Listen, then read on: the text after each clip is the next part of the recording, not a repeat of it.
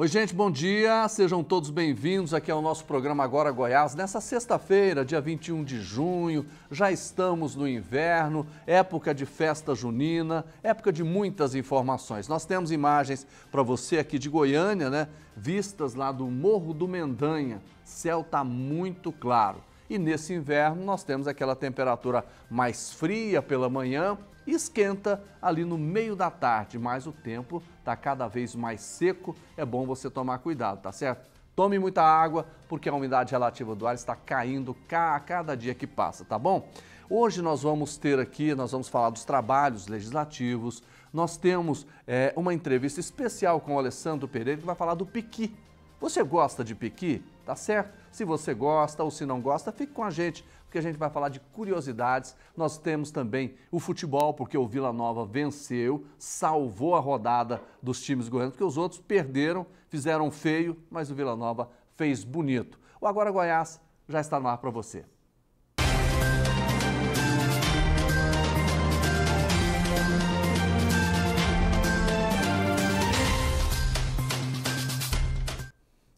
As sessões ordinárias semanais da Assembleia Legislativa foram encerradas ontem. O plenário recebeu com muita alegria o ex-deputado Altamiro Mendonça para uma visita. E entre as matérias discutidas está aquela que cria o Dia Estadual do Esporte aqui em Goiás. A repórter Mona Lisa Carneiro acompanhou e traz os detalhes para a gente agora. Durante a última sessão ordinária da semana, deputados subiram à tribuna para manifestar repúdio à prisão do advogado Bruno Pena.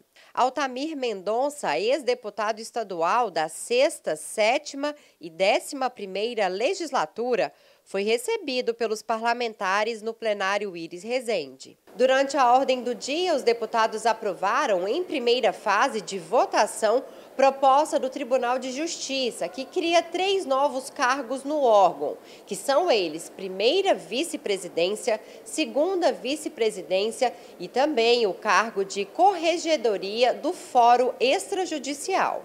Durante a discussão de matérias, Ricardo Quirino elogiou a proposta do deputado Dr. Jorge Moraes, que cria o Dia do Esporte nas escolas da rede pública do estado de Goiás. Importantíssimo isso, muito importante. Eu quero até pedir já de antemão, fazendo aqui como cabo eleitoral do deputado Jorge, para que a gente aprove esse projeto, porque trabalhar o esporte dentro das escolas de uma maneira educativa, mas também visando o deputado Wagner Neto, identificar alunos que são de uma camada pobre da sociedade, que não tem acesso aos grandes clubes ou uma oportunidade de mostrar o seu talento. A proposta foi aprovada em definitivo e segue para a sanção do governador Ronaldo Caiado.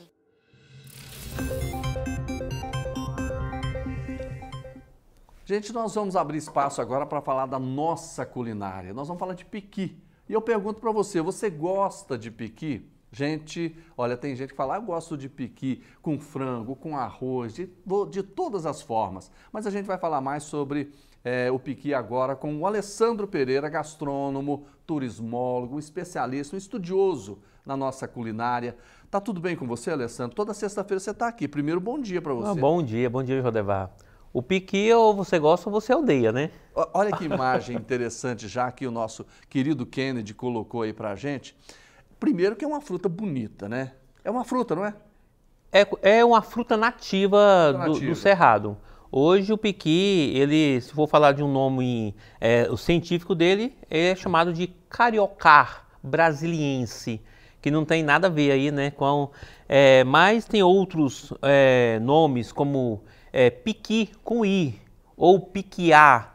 Eu, como sou do estado do Pará, é conhecido como piquiá. Piquiá. Não é errado, né? Muitas pessoas corrigem, não, é pequi com e, mas se você falar piqui com i, ou pequiá, ou piquiá, tá certo. Então são nomes aí que vai mudar de região para região. Tem até um nome engraçado também que chama grão de cavalo, que é outro nome dado ao pequi. Mas o Alessandro, é interessante que a gente não fala pequi, a gente fala piqui. Piqui. Com i. Mas escreve com E. Mas é uma maneira que não está errado, né? Como eu falei. Vai de cultura para cultura, de região para região. tem muitas pessoas que corrigem essa maneira, essa escrita, né? Mas o que vale é que o piqui aí está sendo cultivado, está sendo cultivado, porque o piqui hoje ele não é cultivado. Está tendo assim, reproduzindo as primeiras mudas do piqui, porque é um processo bem lento, Jodevar, esse cultivo do piqui. Porque até então... Você planta um piqui, ele demora quanto tempo? De 5 a 6 anos para dar o primeiro fruto. A árvore chega aí a até 12 metros de altura. Então, hoje, a Embrapa estão desenvolvendo várias pesquisas em relação a esse fruto. Mas assim, o piqui, além da culinária, da gastronomia, né, que está dentro da minha área e dentro do estudo também do cultural, o piqui ele tem outras utilidades, principalmente na indústria farmacêutica, para fazer cosmético. Ali daquela polpa, você pode fazer a farinha, pode fazer o sabão. É mesmo? O sabão. E nós temos dentro do piqui ali, onde que vem a polpa, né, onde que é o caroço, tem uma castanha. Que essa castanha aí é retirado o óleo extraído o óleo, que é até feito biodiesel. Mas assim, Jodevar, é uma quantidade gigantesca. Sim. De piqui para fazer o biodiesel. Alessandro, o piqui só dá no Cerrado? No Cerradas, dentro do estado de Goiás, Tocantins, pega um pouquinho ali do Pará, do Mato Grosso do Sul, mas ele é típico... Minas também. Minas também, mas é típico do Cerrado. O piqui hoje, ele é tipicamente nacional, ele é brasileiro. Mas assim, já em outros países o piqui já está aí, porque o pessoal está levando o piqui para lá. Eu tô vendo aqui, agora vamos partir para a culinária. Vamos lá. Vamos lá. O que você sugere, por exemplo, o piqui, como é que seria feito o piqui, qual que é o melhor prato? Nossa, tem uma diversidade tão grande, gigantesca, que você pode fazer com piqui. E o piqui, geralmente, o tradicional é o arroz com piqui, né? Frango com piqui, que é a galinhada com piqui. Mas, Jodevar, uma coisa que eu acho muito interessante é as sobremesas feitas com piqui. Eu lembro que em 2017 eu participei de um concurso dentro da área da gastronomia, que eu fiz um brownie de abóbora, que era ser bem típico do Goiás, com espuma de piqui. Olha que interessante. Diferente. Muito diferente, mas hoje você já encontra um sorvete, um picolé de piqui, um mousse de piqui, você encontra bolo de piqui. Olha que interessante. Então o piqui, você pode trabalhar de N formas com ele. Aí você tira a polpa e já faz a preparação da sobremesa. O que eu acho interessante do piqui é porque você aproveita tudo. Tudo. Tudo. Hoje, desde a casca para fazer farinha até a amêndoa ali, para você retirar o óleo. Mas nós temos também a árvore, da raiz, você pode tirar aí uma serventia medicinal. É um conhecimento empírico, de senso comum, né? Anteriormente você comentou, né, da onde que veio, nossa, como que começou a consumir o piqui. Quem consumiu primeiro, né? O piqui foi consumido, Jodevar, pelos indígenas. Então, o piqui já é uma linguagem do tupi, que significa casca com espinho. Essa é o nome dado aí para esse nome, piqui. Mas os indígenas já começaram a extrair o óleo, já começaram a retirar a raiz para fazer medicamentos naturais. O óleo do piqui serve para quê? Serve tanto para culinária, mas também é muito utilizado para resfriado e gripe. Olha que interessante. Então, uma colherzinha ali todo dia ajuda aí. Como é que faz o óleo do piqui? O óleo do piqui, ele é retirado do cozimento do piqui, e quando você está fervendo aquele piqui, ele está subindo ali o óleo. Aquele óleo é retirado com uma escumadeira, colocado em outra panela e ali vai ser apurado. Agora você pensa aí, né? Lembra muito do requeijão, né? Requeijão também você vai tirando o óleo e vai separando. É o mesmo formato do piqui. Eu queria te perguntar outra coisa. Eu vi recentemente aquele piqui enorme, do tamanho de um tomate ali, né? Do tamanho do tomate, que é aquele chamado piqui do Xingu. Né? Aqui em Goiás a gente não encontra, né? O nosso piqui ali, ele se encontra no tamanho de uma maçã. O caroço dele é menor um pouquinho. A polpa do piqui, ele tem uma quantidade mínima mas é um desenvolvimento feito de espécie, como, por exemplo, o pequi sem espinho, né?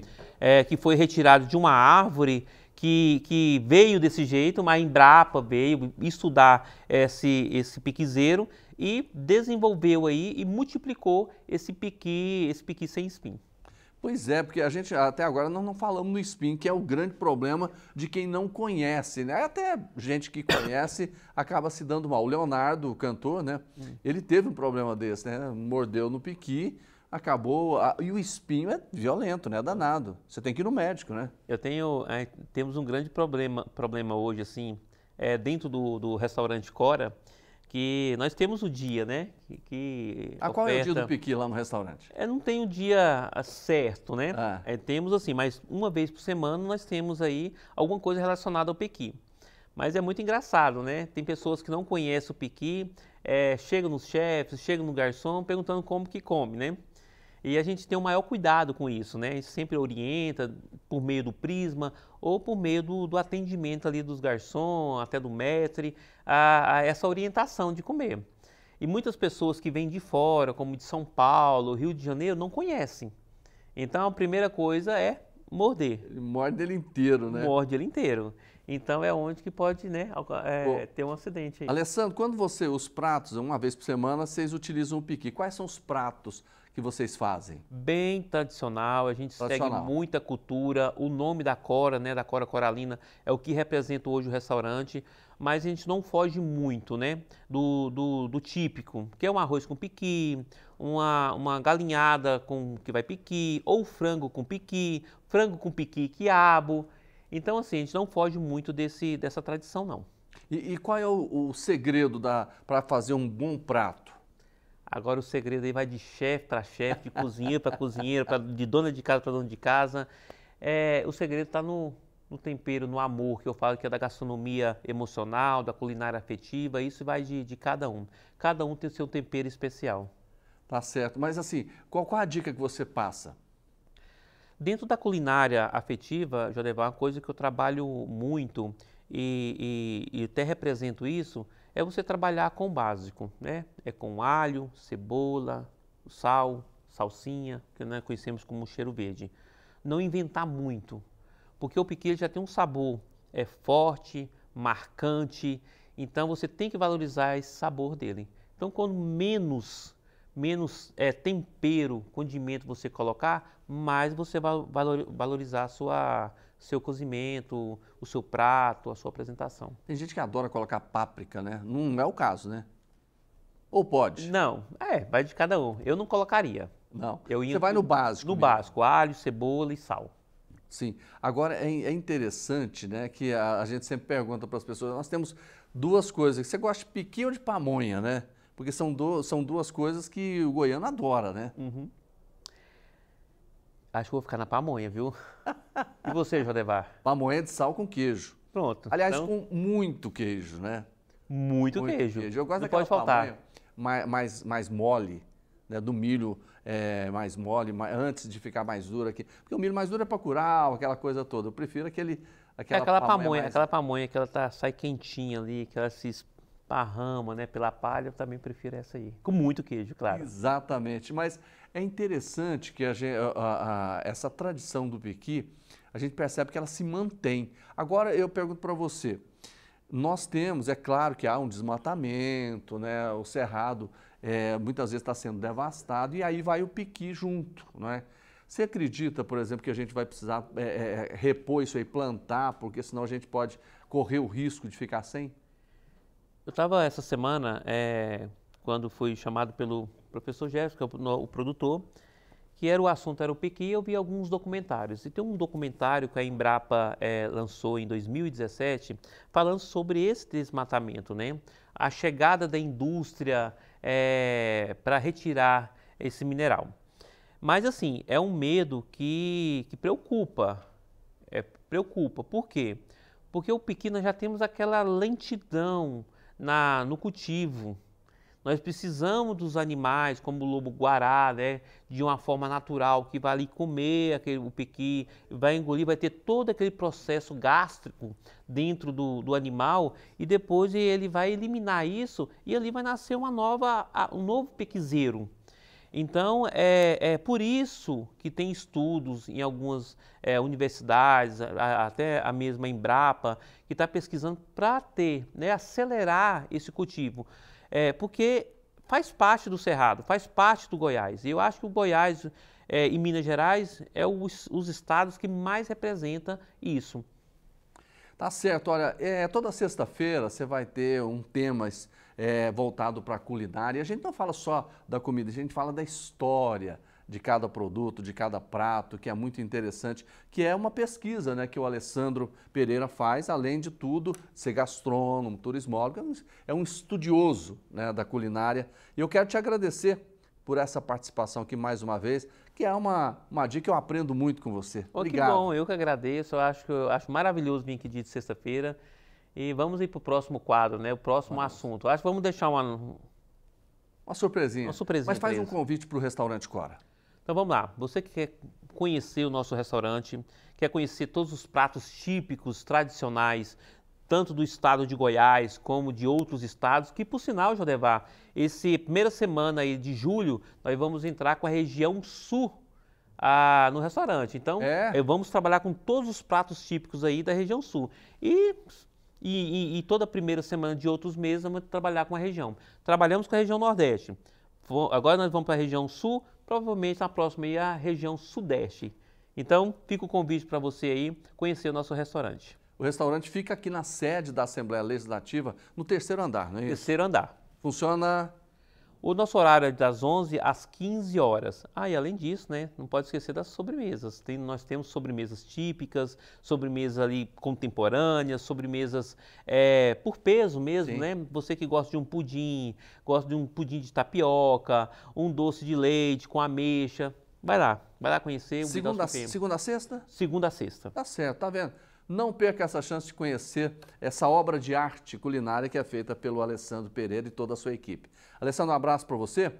Gente, vamos continuar aqui com o programa Agora Goiás. Você vai ver que estudantes de escolas públicas visitaram Alego para participarem de um projeto que é dedicado ao cinema e é realizado pela Diretoria de Cultura, Esporte e Lazer da nossa Casa de Leis, com o apoio, claro, da Secult e da Seduc. Reportagem que você vai ver foi feita pela Maristela Ramos. No dia 19 de junho, o cinema brasileiro completa 126 anos de existência, data que não poderia passar despercebida pela Assembleia Legislativa, que, com o apoio da Secretaria Estadual de Educação e da Secretaria Municipal de Cultura, realiza um projeto que convida 3 instituições do ensino público para visitar a Alego. Na programação, diretores de cinema mostrarão aos alunos alguns de seus trabalhos, com um bate-papo no final.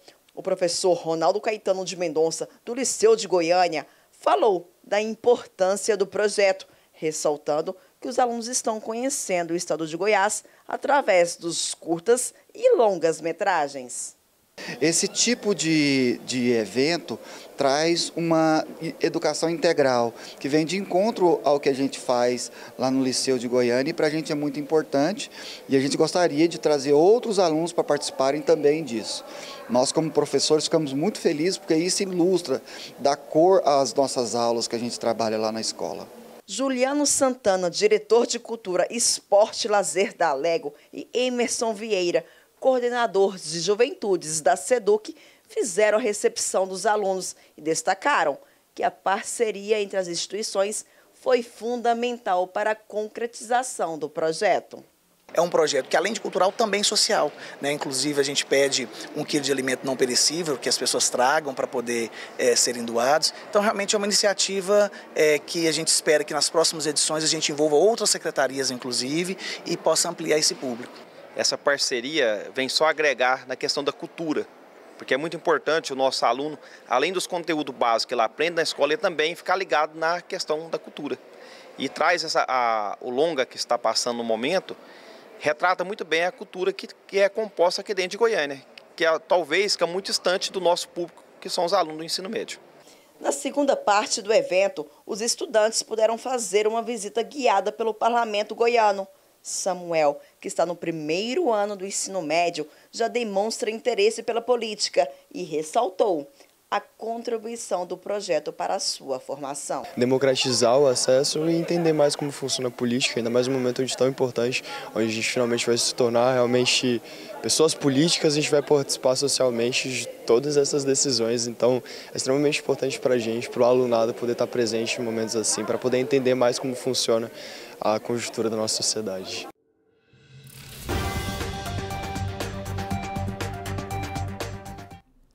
Gente, vamos falar de futebol agora no nosso programa Agora Goiás. Aliás, o Vila foi a salvação dos times goianos, né? Porque Atlético e Goiás perderam, né? Fizeram feio, mas o Vila fez bonito, né? Mas quem vai falar pra gente dessa beleza do futebol é quem é o nosso entrevistado, que é o Hugo Duarte. Eu sempre falo o seguinte, nós somos a única televisão aqui em Goiás que tem um privilégio de ter um campeão mundial falando de esporte, falando de futebol. Trabalhando do lado do melhor do Brasil. É, né? gente.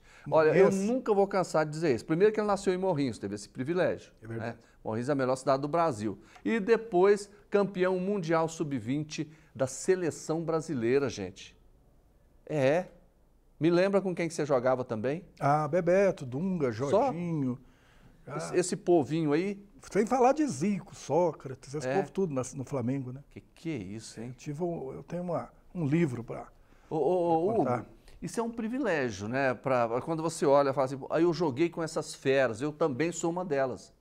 Para você ter uma ideia, assim, às vezes você me perguntou, a estreia do Brasil no Mundial do México em 1983 foi Brasil e Holanda. O jogo foi 1-1. Você sabe quem fez o gol da Holanda? Quem? Você já ouviu falar muito dele, Van Basten. Nossa.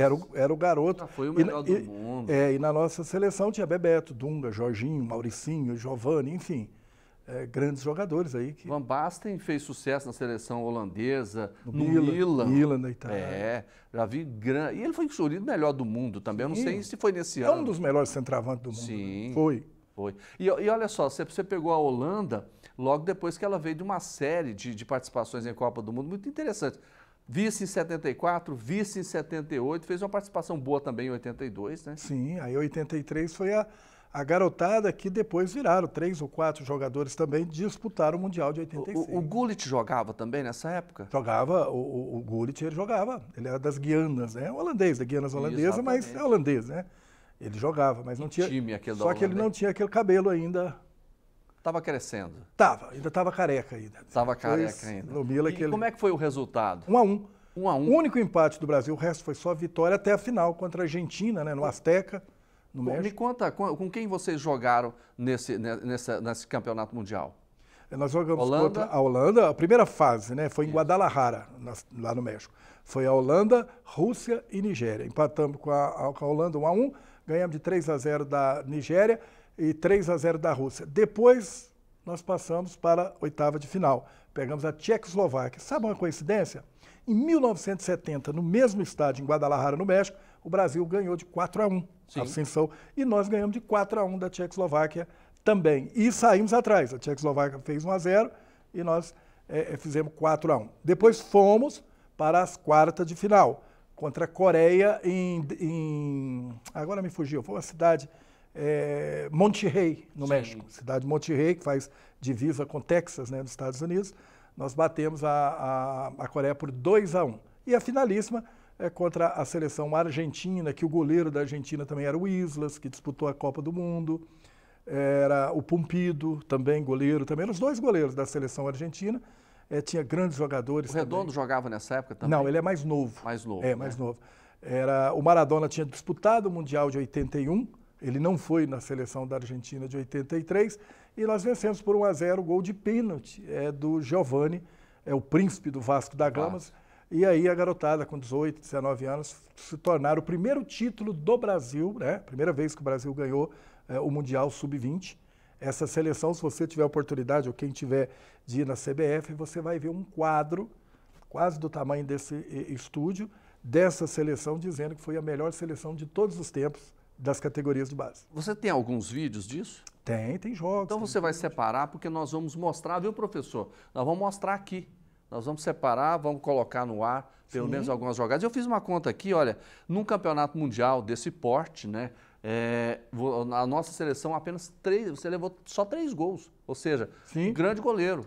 Não, não, agora, já que você me deu a liberdade, eu fui o melhor goleiro do mundo. Ganhei, que não tinha isso, né? Aliás, eu vou fazer, e estamos fazendo uma reivindicação, para que quando se torna, por exemplo, o Vinícius Júnior está tentando ser o melhor jogador do mundo, o melhor goleiro, porque goleiro não tem hipótese para disputar com o jogador, entendeu? Nunca, só teve o Kahn, goleiro da Alemanha, que foi o melhor do mundo, mas é a coisa difícil. Então o goleiro é separado. Então eles estão fazendo lá na Europa, para ter o melhor jogador, né, considerado lá do mundo, e o goleiro, que eu acho que é correto, porque goleiro é difícil de competir com o jogador da linha, o cara faz gol, o cara é craque, tudo.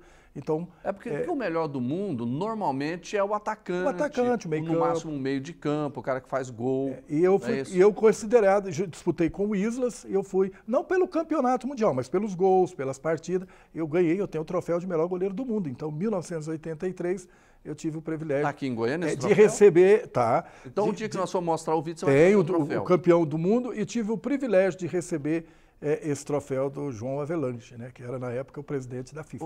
Eu vou te contar um negócio, você sabe que quando você fala assim, eu fico orgulhoso. 57 países na época que foram transmitidos essa final, inclusive o nosso narrador é um cara que eu sou muito fã, o Galvão Bueno, né, que teve o privilégio de narrar essa partida nossa. Então ali foi todos os jogadores que foram campeões do mundo, dali foi alavancaram para o sucesso, para o profissionalismo. Vamos combinar, então, você vai preparar esses vídeos, vai trazer o troféu, porque a gente vai mostrar esse trabalho maravilhoso que você fez, tá certo? Sim, isso aí. Bom, agora vamos fazer o seguinte, vamos falar do Vila Nova. Vamos trabalhar? Ô, Kennedy, prepara aí as imagens. Já tá pronto, esse rapaz é um avião.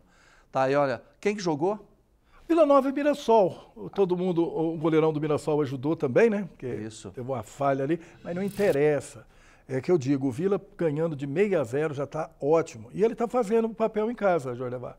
O Vila tem 4 vitórias nesse Campeonato Brasileiro em casa e apenas um empate contra o Brusque, né, que estava na zona de rebaixamento, mas o Vila está fazendo aquilo que ele pode fazer. De quem que foi o gol? Olha, agora você... Deixa eu pegar aqui, do Henrique lá. Henrique Almeida, não. Henrique Almeida. O Henrique Almeida que fez o gol. E foi um gol chorado. O time do Mirassol jogou muito bem, aquele detalhe. Jogou bem, mas não venceu, não adianta. O Vila fez seu papel, jogando em casa, um jogo equilibrado, viu? O Mirassol teve chances também de empatar, até de vencer a partida. Mas o Vila impôs em casa e o importante foi o resultado. Agora você já sabe o que acontece no próximo final de semana, né? O que acontece? O clássico. Vila e Goiás. Vila e Goiás aí no Oba. No Oba. O Goiás com 18 pontos, o Vila com 17. Se o Vila bater, vai a 20. Exato. Então, 6h30 da... 6h30, 18h30, né? A famosa 18h30. 6h30 da tarde. 6h30. Não, e você falou um detalhe muito interessante, eu quero até puxar aqui para a classificação. O Goiás é o 6º, o Vila Nova é o 9º. Isso. Só que tem um ponto de diferença só. Sim. Está embolado, não está? O Vila Nova vencendo, ele, dependendo de outro resultado, ele encosta no G4, né? É porque é o seguinte, os 3 primeiros são América, Avaí e Operário, todos têm 21 pontos. Sim. O 4º tem 19 pontos, que é o Sport. Aí você pega o 5º e o 6º, empatou ontem que com é Santos, o Sport, empatou ontem com o Ceará. Agora, olha só, Santos, Goiás e Coritiba, que é o 5º, 6º e o 7º, 18 pontos, não é isso? Aí você pega Mirassol e Vila Nova, 17. Se a gente pegar a diferença de pontos do 1º até o 9º, é de 4 pontos só. Correto. Mas só tem um detalhe, eu não me empolgo muito, você gosta muito da matemática. Para você não ser rebaixado, você tem que ter nesse campeonato 45 pontos. Então essas equipes aí, como o Operário, como o Avaí, o próprio Vila Nova, o Mirassol, Jorge, eles estão fazendo a pontuação agora para se manter na Série B. Sim. Acho muito difícil essas equipes conseguirem o acesso. Porém, eu não acredito no Avaí, eu acho que ele vai chegar a um determinado tempo que o fôlego vai acabar, mas ele está fazendo o papel agora, para depois não ter tanta dificuldade. Como é o Vila Nova, para você ver, um time para ser rebaixado, ele tem que ter, para não ser rebaixado, mais de 45, 40, dependendo do campeonato, até 43. Ou seja, o Vila Nova teria que ter mais 9 vitórias e um empate. Sim. É muita coisa. É muita coisa. E o time do Vila é limitado. Pode chegar à Série A? Pode. Porém, Eu ainda hoje não acredito que o Vila possa chegar à Série A. Ele está fazendo apenas o papel para se manter na série B. E interessante um detalhe, eu sempre olho os números aqui, o Vila Nova, ele marcou 13 gols e tomou 13 gols. Você já está a defesa. Ele está ótimo, não, ele está ótimo, está 0-0, né? Não tá... Então, ele fez 13 e tomou 13. Claro que esses 13 que ele tomou não deveria. Estaria bem melhor se não tomasse 13. Agora, aquele detalhe, Jorge Delvar. Se ele não tomasse gol, se ele não errasse, ele era o líder. Campeão. Era o líder, né? Ele era o líder. Ô, Hugo, me fala uma coisa. Esse jogo de domingo, o que você está sentindo? Vila e Goiás. Um detalhe, o Vila venceu, não está jogando tão bem, o Goiás vem de derrotas, empatou com o Coritiba, perdeu para o Santos. É um clássico. Eu, para mim, mesmo jogando no estádio Onésio Brasileiro Alvarenga, eu não tenho favorito. Ah, não, mas tem que ter um favorito. Eu coloco o Vila pelo fato de estar invicto em casa. 4 partidas, 5 partidas, 4 vitórias e 1 empate. Então, em casa, o Vila está sendo imbatível. Sim. Então, e além de ser um clássico que as forças dobram, para mim, se você me perguntar o resultado, eu fico no 1-1. Para mim é empate esse jogo. 1-1. 1-1 para sair um golzinho para dar emoção. 1-1 para o Goiás é horrível, né? É horrível, e para o Vila jogando em casa também não é um resultado bom. Mas pelo equilíbrio, o Goiás não pode perder. Isso o Vila, claro, que não quer perder para o Goiás. É o clássico. Sim. Então é um jogo equilibradíssimo. Se tiver um vencedor em detalhes, o que é detalhes? Um erro do adversário, uma falta. Quem erra menos? Às vezes quem erra menos perde também, ou ganha, isso é relativo. Eu teve um jogo aqui, Jorge, só para te lembrar e você vai lembrar. O ano retrasado, quando o Goiás estava na primeira divisão, ele teve um jogo com o Atlético Mineiro na Serrinha. O Atlético, soltou a bola, fez o gol. O Goiás jogou 89 minutos em cima desse Atlético Mineiro e o jogo terminou 1-0. O Goiás perdeu umas 15 oportunidades de gols, claríssima. O Goiás foi 100% em campo e quem venceu foi o Atlético Mineiro. Então, às vezes, você erra mais e erra menos, às vezes você erra mais, o adversário não aproveita, você sai vencedor. Então, é um clássico muito equilibrado. Qual que é o ponto fraco do Vila e qual que é o ponto fraco do Goiás? Você viu o Vila, a defesa. Vamos colocar a defesa. O ataque fez 13, a defesa tomou 13. Então, há um ponto de equilíbrio. Quando você fala defesa, eu vou até fazer uma análise rápida aqui, o culpado também não é só a defesa, é o meio-campo que não dá proteção à defesa. Então, eu coloco o conjunto. O ponto fraco do Vila é o conjunto. Não é a defesa, não é o lateral, não é o goleiro. É o conjunto que não está ajudando. Mas, para dizer mesmo, a defesa hoje do Vila é mais, eu não vou dizer mais fraca, é mais desequilibrada, vamos dizer assim. Pois é, eu estou fazendo, na verdade o povo está muito econômico, né, com gols esse campeonato, não é isso? O Goiás não está muito não, você sabe que o Goiás tem feito muito gols, já viu o gol do Goiás? Tem aqui, o Goiás marcou até agora 17 gols. Pois é, se você olhar as outras equipes... Só perde para o Santos, que marcou 19. Pois é. Aí que você vê, o Santos marcou mais gols, olha a posição do Santos, é o 6º, 7º colocado hoje. O Santos tá aqui, o Santos marcou 19. E 4 derrotas. Entendeu? Aliás, não, 5. 5 derrotas? 5. Já chegou, né? Ele ganhou 6, não empatou. Sim, ele não empata. E perdeu 5. O negócio dele ou perde ou ganha, empate não é com ele. E às vezes o empate faz falta para... Um pontinho é bom empatar, às vezes. Até porque é um critério de desempate também, né? Sim. O empate, às vezes, você deixa de classificar por um ponto.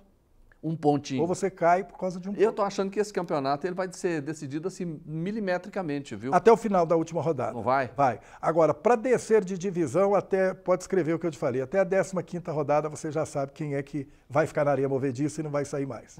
Nós temos 11 jogos, né? Isso. Então, daqui 4 rodadas, você acredita que... Quem estiver entre os 4 não sai. Só pode comprar passagem para a Série Visgo, C. Você sabe o que é Visgo?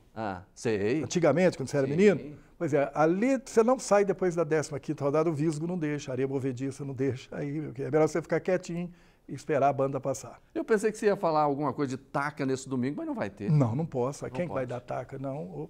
O Goiás, para mim, é jogo difícil. Para mim é empate. Então, o empate nunca vai ser uma taca. E o Atlético, hein? Deixa eu pegar a nossa tabela aqui. Eu não sei se você já tem do Atlético Goianiense. Tem, contra o Cuiabá. Contra o Cuiabá. Contra o Cuiabá, amanhã às 18h30. E é lá. É lá. Aí eu posso falar aquela palavra. Pode. Me fala. Taca. Para quem? O Atlético bate o Cuiabá. Ah, eu pensei que você ia falar no Cuiabá. Não, o Atlético vai bater nesse Cuiabá. O Cuiabá é bom jogando fora. Em casa, ele, não sei o que acontece. Ele bateu de 4-0 no Fortaleza, mas é um time que ainda não engrenou. Bateu o São Paulo. Você viu o gol contra o São Paulo, como foi?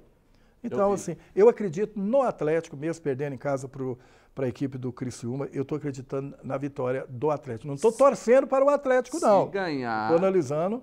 Se ganhar é muito bom, porque o Atlético não está na zona de rebaixamento, está encostado, né? 16ª posição com 8 e o Cuiabá está na 13ª posição com 10, ou seja, passaria o Cuiabá. Você já viu quem é os 4 hoje? O Vitória bateu o Atlético Mineiro ontem por 4-2. Você sabe quem são os 4 que estão na zona de rebaixamento? Eu sei porque eu estou lendo aqui. Conta. Olha lá.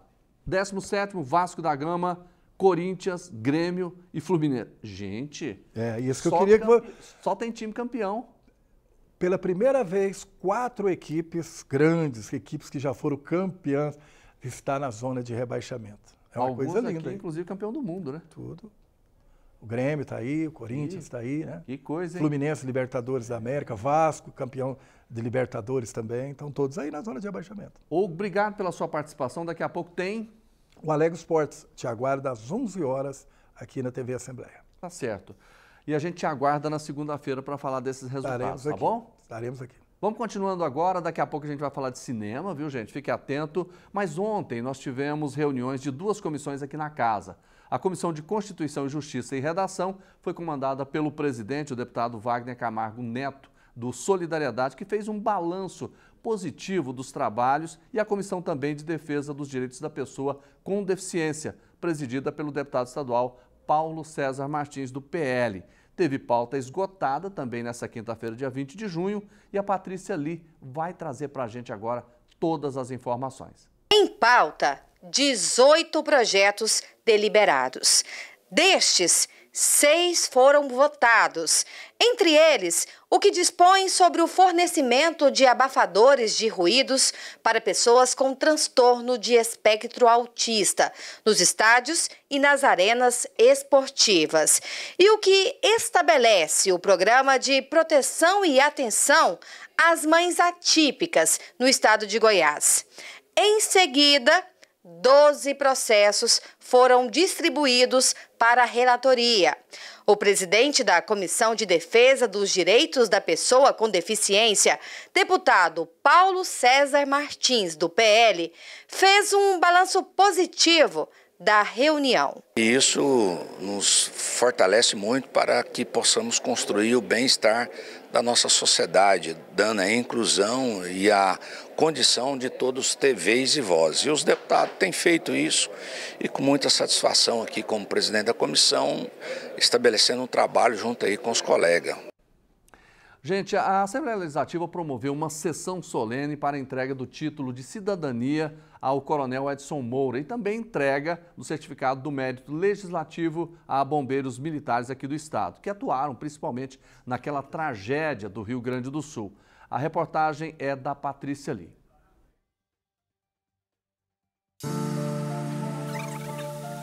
Os efeitos ainda são sentidos.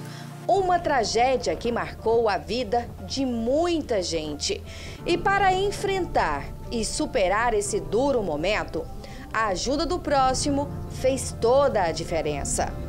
Nosso estado esteve presente na terra gaúcha por meio da atuação de uma valorosa corporação que não mediu esforços. Havia uma equipe em campo e havia uma equipe coordenando os envios de todos os corpos de bombeiros para a região afetada, que é o Rio Grande do Sul. Então nós ficamos nesse gabinete de gestão de crise que coordenou esses esforços, né, enviando de acordo com a demanda do estado afetado e dando suporte também à equipe de Goiás que estava em campo, suporte operacional, administrativo, financeiro. Nós do gabinete de crise, nós fizemos o meio de campo entre a necessidade, que seria o Rio Grande do Sul, né, e as demais instituições, os demais corpos de bombeiro. E nós, então, verificávamos o que é que eles estavam precisando de equipamento e pessoal, e nós fazíamos gestão com os demais corpos de bombeiro para mandar esses equipamentos.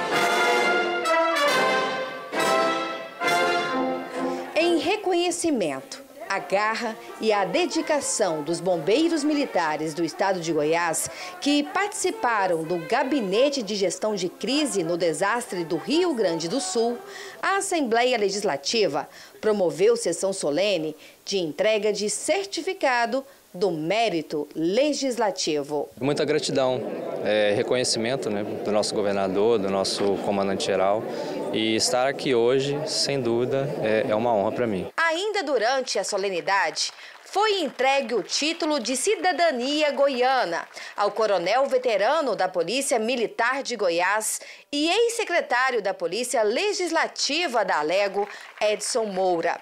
Natural de Uberlândia, Minas Gerais, Moura ingressou na corporação em 1989 como aluno soldado e construiu uma forte carreira de referência. É a maior honraria desta casa, né, que você traz uma pessoa que é de um outro estado e transforma ele no cidadão goiano, e para essa pessoa ser transformada em cidadão goiano, ele tem que ter algum serviço prestado para o estado de Goiás, né? Então me sinto honrado que os senhores 41 deputados reconheceram a minha carreira como profissional de segurança pública e concederam esse título. Estou muito feliz. A sessão solene foi proposta pelo deputado Coronel Adailton, do Solidariedade. Fizemos a questão de homenagear essas pessoas, esses militares estaduais que dão as suas vidas quando preciso for para cuidar da nossa população. E agora, rompendo as fronteiras do nosso estado, estiveram lá no sul do nosso Brasil para cuidar mais e melhor dos nossos irmãos que sofreram com essas tempestades, com as chuvas torrenciais que ocorreram nesse período. Uma noite de justas homenagens àqueles que, com compromisso e lealdade, contribuem para a segurança e o bem-estar de todos nós.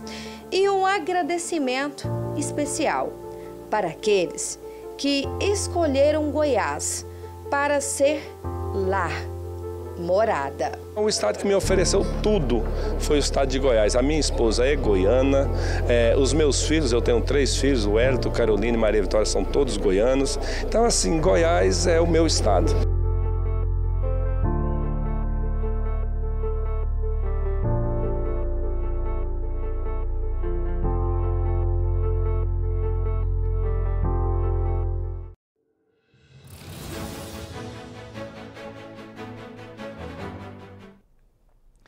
Gente, hoje é sexta-feira, a gente abre espaço aqui no nosso programa Agora Goiás para falar de cinema. Muito bom esse tema. Aliás, vamos falar também de cineclubismo. Como é que está essa situação aqui em Goiânia, na Grande Goiânia, no estado? Para isso, a gente recebe aqui ao vivo a professora de cinema e audiovisual na UEG, Georgia Sinara. Tudo bem com você? Bom dia, tudo jóia, vai você? Também. E ela está acompanhada do Preá Costa, que é aluno do curso de cinema e audiovisual também da Universidade Estadual de Goiás. Está tudo bem com você? Tudo ótimo, muito obrigado. Sejam bem-vindos os dois. Também. Obrigada você por nos receber. Pois é, nós queremos vocês toda sexta, viu, Sinara? Você pode vir aqui toda sexta, viu? Vamos nos organizar para isso. Cinema, não é? Agora, eu queria, vamos entrar nessa questão do cineclubismo. O que é isso? Cineclubismo é um fenômeno que tem a ver com a socialização do cinema. O que acontece? Com o advento do streaming, a nossa experiência cinematográfica como espectadores, ela tem sido muito mais individual. E a gente percebe ao longo do tempo um esvaziamento das salas de cinema, sobretudo os cinemas de rua, né? E aí, com os cineclubes, existe uma mobilização social, uma mobilização de um grupo para assistir a filmes e debater sobre os filmes, né? Então, o cineclubismo, você tem um grupo que escolhe o filme sobre o qual vai se debater depois da sessão. Então, é um fenômeno que faz com que as pessoas tenham mais acesso a filmes que muitas vezes não estão em cartaz mais no cinema. E como é que vocês reúnem essas pessoas? Bom, essas pessoas, na verdade, elas são reunidas com vários critérios, né? Se eu tenho, por exemplo, um grupinho na escola que é aficionado por cinema, eu posso montar o meu próprio cineclube. Né? Então, a gente percebe, por exemplo, cineclubes dentro da universidade. Na UEG, por exemplo, a gente tem o Cineclube Laranjeiras, a gente tem o Cineclube Imigração, aqui em Goiânia. Em Caldas Novas, se não me engano, tem o Cineclube Provocação. Em Senador Canedo tem o Curta Canedo. Então, é uma vontade da própria comunidade, das pessoas que gostam de cinema, de se reunir para poder assistir e debater esses filmes. Edu Preá, lá na UEG, onde você está fazendo o curso lá, vocês também têm o Cineclube? A gente participa do Cineclube Laranjeiras. Ah, sim. Ele é feito uma seleção coordenada pelo professor Sandro, a Kelly também. E aí eles procuram por um tema específico, um filme, e aí a gente reúne na tarde para assistir o filme todo mundo junto. Quando possível, a gente leva o realizador do filme também, para a gente ter uma perspectiva de quem estava por trás das câmeras, por quem estava criando aquele projeto que a gente assistiu. E o mais importante é o debate no final, que terminou a sessão, todo mundo vai discutir, porque o filme, assim como um texto, como um livro, ele é uma linguagem, né? Ele passa uma mensagem. Então é importante que a gente discuta, conversa, para saber o que cada um trouxe. Vocês dão preferência para que tipo de filme? Depende muito do objetivo do Cineclube, né? Então, por exemplo, o Cineclube Antônio das Mortes, que é o cineclube mais antigo de Goiás, ele já tem mais de 40 anos. Eles começaram na época da ditadura, né, nos anos 70, e aí é muito interessante que o objetivo deles, a princípio, era ter acesso a filmes da Nouvelle Vague francesa, a filmes que não chegavam no Brasil na época, né? Há filmes do cinema novo, que está passando aí na tela para vocês. Então, o objetivo do Cineclube Antônio das Mortes era ter acesso a filmes que não estavam no cinema, né? E, nesse sentido, era um processo de formação para a linguagem cinematográfica, já que a gente teria, então, esse acesso, né? E eles começam assistindo e debatendo filmes e terminam produzindo os próprios filmes. Então, a gente pode dizer hoje que o Cineclube Antônio das Mortes, ele é uma das forças de produção do cinema feito em Goiás. Edu Preá, qual foi a última vez que vocês se reuniram no cineclubismo? Olha, o último cineclube que eu participei foi de um grupo Camaleão, da Faculdade de Psicologia da UFG. Ele aconteceu lá no Cine Ouro. O nome do cineclube é Bichanas. Sim. Ele é um cineclube voltado para a comunidade LGBTQIAP+. E a gente assiste filmes nessa temática e no final a gente discute. O filme que a gente assistiu foi A Criada, que é um filme sul-coreano, bem interessante, com bastante polêmica, reviravoltas. E foi uma experiência muito bacana, porque no final a gente foi discutir sobre o que a gente tinha assistido no filme e muitos pontos a gente não consegue pegar assistindo, sabe? E aí quando a pessoa vai falando assim do seu lado, você vai percebendo, caramba, realmente isso faz muito sentido na minha cabeça e é uma experiência única, vale a pena. George, eu queria saber de você o seguinte, nós estamos falando aqui de apresentações, por exemplo, na UEG, mas isso acontece na comunidade também? E isso acontece na comunidade, depende muitas vezes da própria comunidade, né? Assim, pensando em iniciativas próprias da comunidade, a gente tem, por exemplo, o Cineclube Luluzinha, que é uma iniciativa que acontece no centro da cidade, né? Mas assim como no centro, temos também, por exemplo, o Festival Favera, no Conjunto Vera Cruz, né? Que é provável que, como lá tem o ponto de cultura, né? É importante que a comunidade se movimente em prol de assistir os filmes. Então, assim, depende muito da comunidade. Agora, na universidade, a gente tem projetos de extensão, que é justamente fazer a conexão entre a universidade e a sociedade. E o Cineclube Laranjeiras, que a gente mencionou aqui anteriormente, ele faz isso. Então, muitas vezes, o Cineclube vai até a comunidade, né? E, às vezes, a comunidade vai até a UEG Laranjeiras para poder participar dessas sessões. A última sessão que eu me lembro, né, ela foi, o Cineclube Laranjeiras da UEG foi ao Colégio Goiani Prates, na região sudoeste de Goiânia, onde tem o Cineclube, o ensino médio do Goiani Prates, a partir da coordenação da professora Thaisa, tem uma movimentação de alunos do ensino médio que querem fazer cinema e que fazem o próprio cineclube. Então, muitas vezes, esses cineclubes estão integrados. Inclusive, o público que estiver assistindo a gente quiser mais informações sobre os cineclubes, onde assistir, que filmes, tem um perfil no Instagram chamado União Cineclube Goiânia. União Cineclube Goiânia. Goiânia, isso, sem acento. No Instagram, que você consegue ter acesso, né, a diferentes cineclubes, suas programações. É porque eu estava até curioso, falei, as escolas estão participando também, né? Porque a escola sempre é um lugar muito fértil, né, para as discussões, né? Depende muito, Jordevá, da vocação da escola, né? Tem escolas mais voltadas para o ensino de exatas, tem uma força mais nas exatas, tem escolas mais humanistas, né? Verdade. E aí, em geral, essas escolas, você tem ali mais um aluno, uma comunidade mais interessada nas artes. E a gente percebe essa profusão de cineclubes nesses ambientes, mas não só, né? Então, assim, se eu tenho uma galera que é da engenharia, eu posso gostar de cinema. A galera da medicina, por exemplo, da UFG, ela é muito importante historicamente. Havia muitos estudantes de medicina no início do Cineclube Antônio das Mortes. Então, assim, o fato de eu estudar cinema não interfere muito, né, no eu gostar de cinema. Agora, para você que faz o curso de cinema do PREA, o que isso contribui na sua formação, participar de eventos como esse? Cara, para quem está no curso de cinema, isso é essencial para a gente. Porque cada vez que a gente assiste um filme novo, nossos professores sempre falam, é acervo, é referência que a gente precisa aprender, conhecer.